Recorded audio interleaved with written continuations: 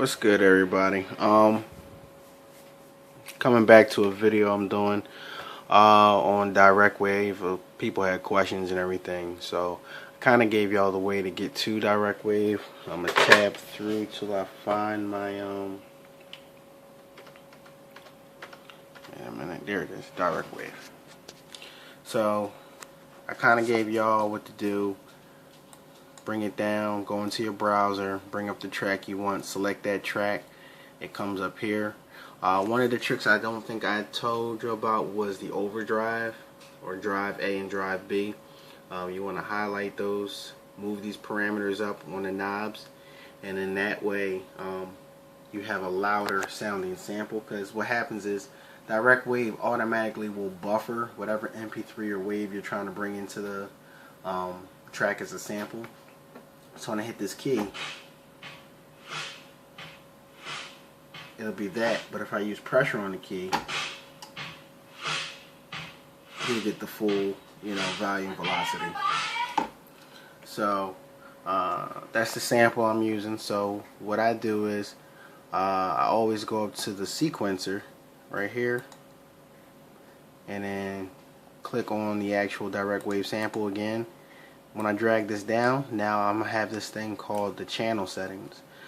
Plays a big part. I already set it, but you're gonna click on that, go down to assign to mixer. Once it comes to assign mixer, it's gonna be here. I added an equal right there. That's one of the things I want to show people now. Is when you go to equal, the reason why you see these different parameters is because when you go through 1 through 8, you can adjust these. Now when you come back to master, you can, raise your volumes and all that good stuff so that you have a better sounding sample. So what I'm going to do is now go into the piano roll. I said I'm going to go into the piano roll. Now, forgot my hard drive was doing something. Alright, go into the piano roll. C5 is usually the sample right where you want it. I'm just going to drag it out. Let me bring my speed, my BPM, probably like 85 or so, and play with it a little bit, see where that's at. Okay, it's really supposed to drag across 2 bars. Well, actually it's 4 bars, or 2 bars, whatever. 2 bars, I'm right. But now let's play it.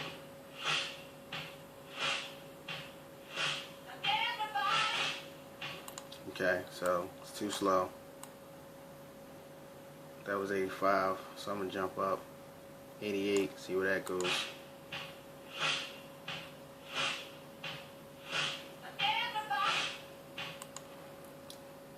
Still hearing that voice come in. Just kind of want that.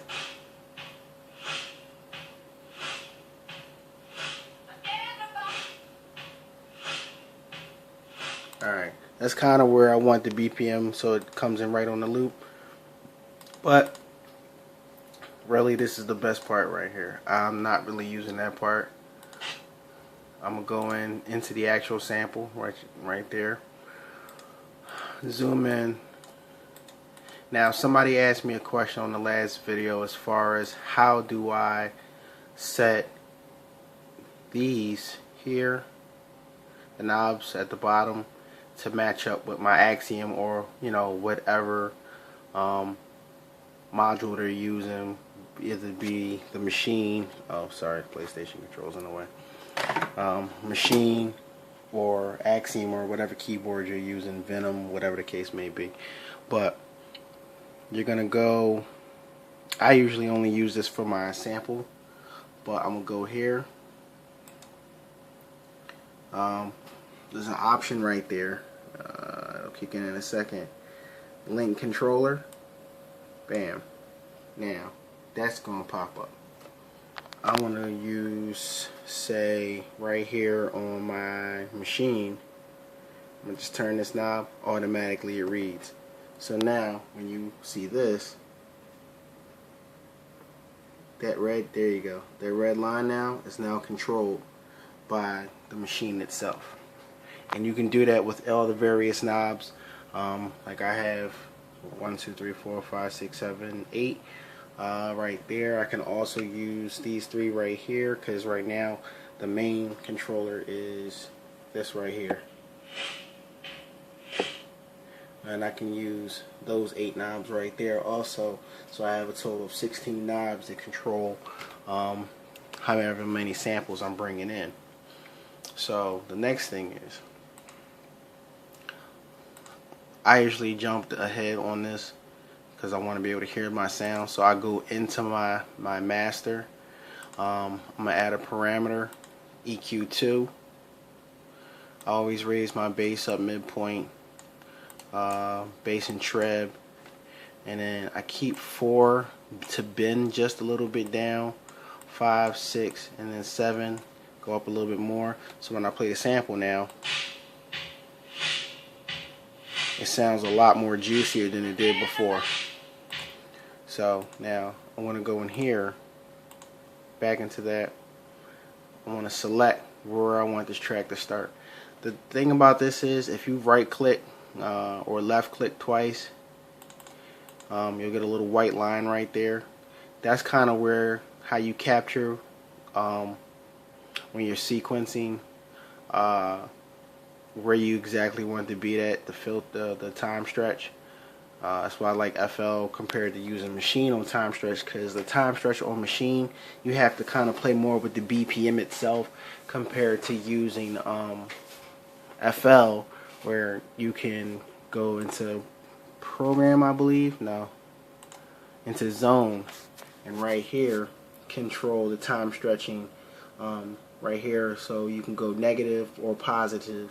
Usually positive 11 gets you right where you want, or negative 11, so that the track doesn't sound completely off, where the voice is then it goes and it gets really high again, and the samples don't match anymore. Let me see, something else I wanted to show you guys. So I'm gonna go into the sample itself, go back in the sample, play it for a bit so I see where I want to really grab it. The hook is going to be that right there.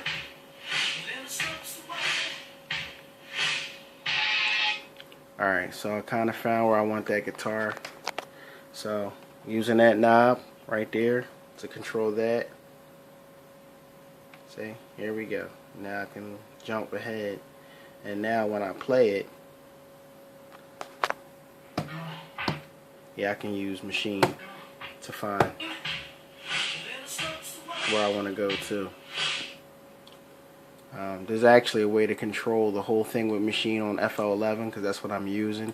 I haven't ventured into it yet. I'm going to watch some videos on how you merge the two, but apparently you can control everything in FL with machine as the controller, and switch the banks to actually switch out what part of the program you want to use. Like, for instance, if I'm hitting A, I can be in my sequencer, and now the options change. So when I hit all these right here, everything's going to be completely different. And then when I go into the B bank, I'm back, say, using directwave or whatever it's been allocated to, then it's all proper. So the next part I want to get to is trying to find where I want the sample. In my head, I already know where it's at. I just have to find it. So wait a minute.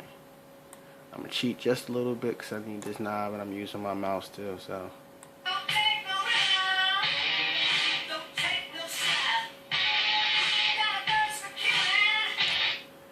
It's just part of the guitar I'm looking for.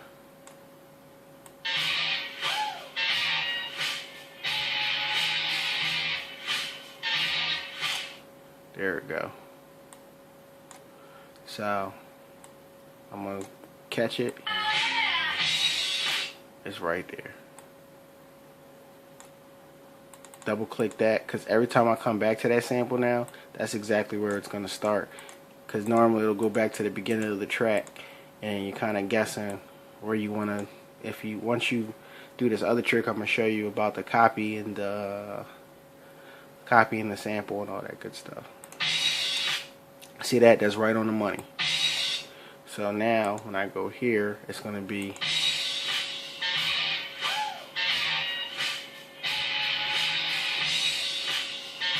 see, and that's that speed trick I was showing you between 89.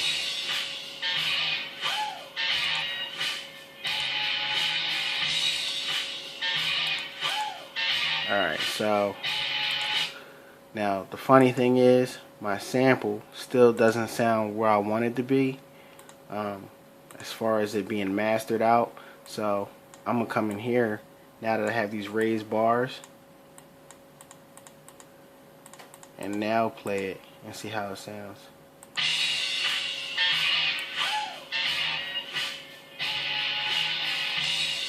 So I even them out.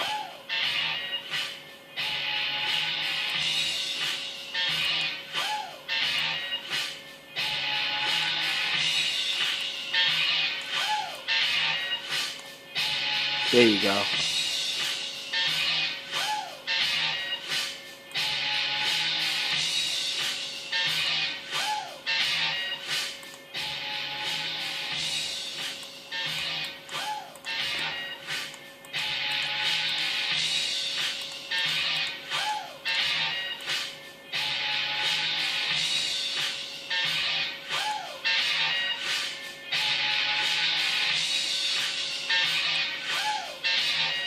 So now when I pan this,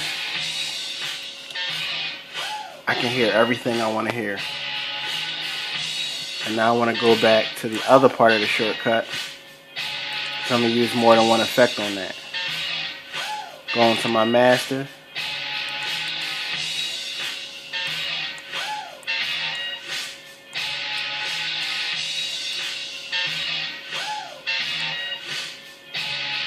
Now I can hear what I want to hear on that side.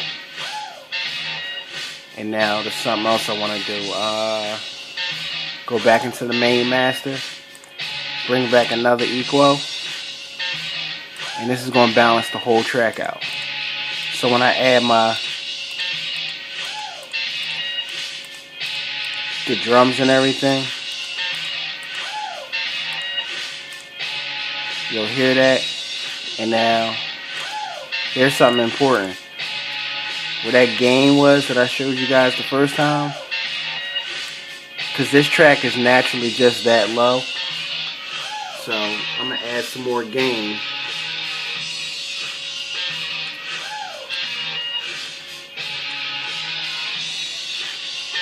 Because I also have a limiter on here, which is going to, I think I don't have the limiter on here. Wait a minute. Yeah, it's right here. Because if you hear this track naturally without that,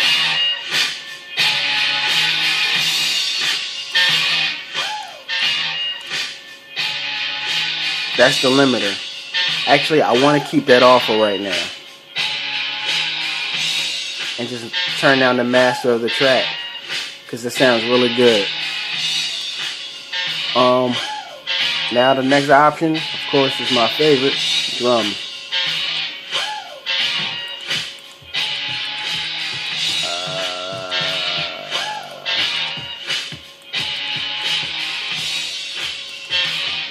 One second, I need to stop that. Alright, that's going to be my drum. FL11 is a lot faster than the other ones because you can just drag and drop with ease. Make me a second track right there. Bang. Put that there. Get a little